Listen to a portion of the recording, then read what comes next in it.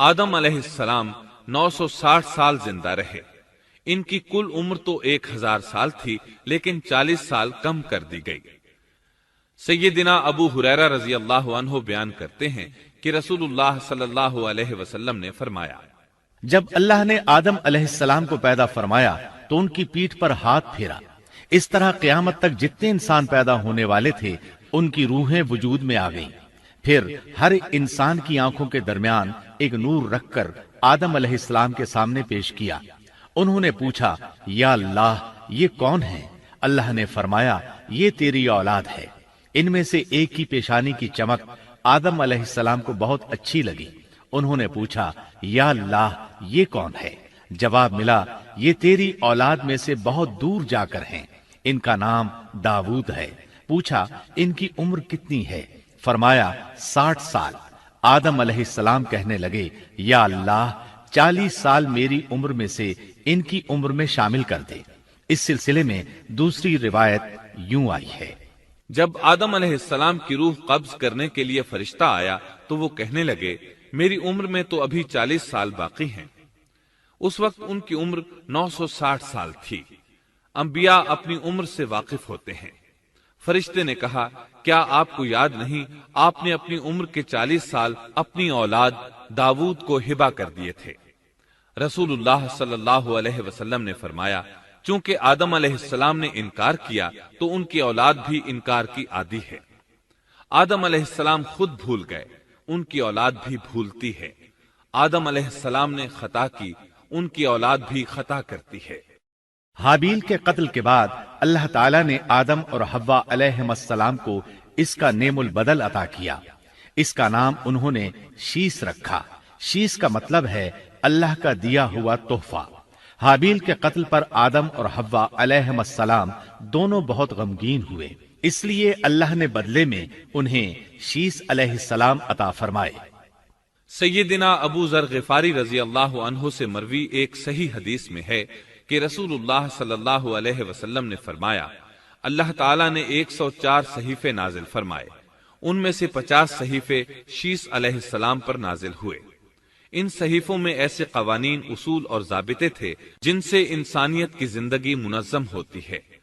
شیس علیہ السلام نے آدم علیہ السلام سے علم حاصل کیا، لیکن آدم علیہ السلام کا تمام علم وہ حاصل نہ کر سکے، اس لیے کہ آدم علیہ السلام نے بالمشافہہ اللہ تعالی سے علم حاصل کیا تھا، اور بہت سی اشیاء کا علم اللہ تعالی نے انہیں سکھا دیا تھا، اس لیے وہ تمام علماء سے بڑھ کر عالم تھے۔ شیس علیہ السلام نے آدم علیہ السلام سے علوم سیکھ کر لوگوں کو سکھائے۔ لوگوں نے ان سے مختلف علوم، فنون اور پیشے سیکھے۔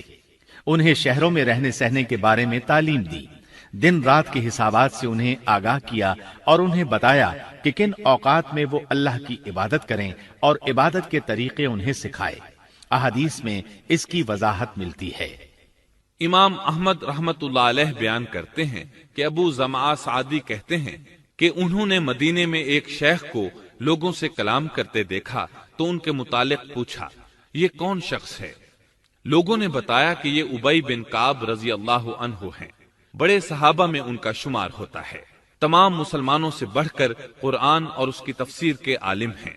ابو زمعہ فرماتے ہیں کہ ابی بن کعب رضی اللہ عنہ اس وقت یہ واقعہ بیان کر رہے تھے کہ جب آدم علیہ السلام کی وفات کا وقت قریب آیا تو انہوں نے اپنے بیٹوں سے فرمایا، میرا جنت کے پھل کھانے کو جی چاہتا ہے۔ جنت کے پھل دنیاوی پھلوں جیسے ہی ہوتے ہیں، سیب، انار، انگور، یہ سب جنت میں موجود تھے۔ جنت کے اور دنیا کے پھلوں میں فرق یہ ہے کہ دنیاوی پھل بدبودار ہو جاتے ہیں، جبکہ جنتی پھل کبھی بدبودار نہیں ہوتے۔ اسی طرح دنیاوی پھلوں کا ذائقہ عارضی ہوتا ہے، جبکہ جنتی پھلوں کا ذائقہ ہمیشہ برقرار رہتا ہے۔ اس لیے آدم علیہ السلام نے چاہا کہ وہ جنت کے پھل کھائیں، چنانچہ ان کے بیٹے تلاش میں نکل گئے۔ انہوں نے اپنے ساتھ کلہاڑے، کدالیں اور ٹوکریاں لے لی۔ راستے میں انہیں فرشتے ملے، ان کے پاس آدم علیہ السلام کا کفن اور خوشبو وغیرہ تھی۔ انہوں نے پوچھا، آدم کے بیٹو کس چیز کی تلاش میں ہو، کہاں جا رہے ہو؟ انہوں نے جواب میں کہا، ہمارے والد مریض ہیں، انہیں جنت کے پھلوں کی خواہش ہے۔ فرشتے ان کے سامنے انسانی شکل میں آئے تھے. ان کی بات سن کر بولے واپس جاؤ، تمہارے والد فوت ہونے کے قریب ہیں. اب ان میں اتنی طاقت نہیں رہی کہ پھل کھا سکیں. جب فرشتے آدم علیہ السلام کی روح قبض کرنے کے لیے آئے تو حوا علیہ السلام نے انہیں پہچان لیا. وہ بلند آواز سے آدم علیہ السلام کو پکارنے لگی. ان کے ساتھ چمٹ گئیں. آدم علیہ السلام بولے مجھ سے الگ ہو جاؤ، پہلے بھی مجھے تمہاری وجہ سے مصیبت پہنچی تھی. میرے اور میرے رب کے فرشتوں کے درمیان سے ہٹ جاؤ.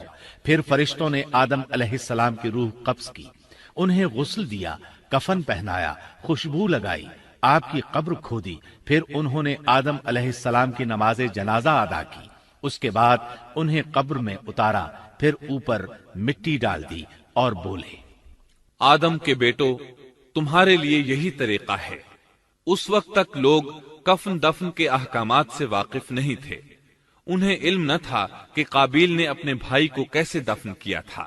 اس لیے فرشتوں کو بھیجا گیا تاکہ تدفین کا طریقہ بتا دیں. تو اس طرح انسان کو دفن کرنے کا طریقہ معلوم ہوا جو فرشتے لے کر آئے تھے. آدم علیہ السلام نے اپنی 960 سال کی مکمل زندگی میں سوائے اس درخت کا پھل کھانے کے اور کوئی خطا نہیں کی. آپ کی وفات کے 1 سال بعد حوا علیہ السلام بھی وفات پا گئیں. یہ تھا ہمارے باپ سیدنا آدم علیہ السلام کا اسوہ اور سیرت طیبہ کا حال.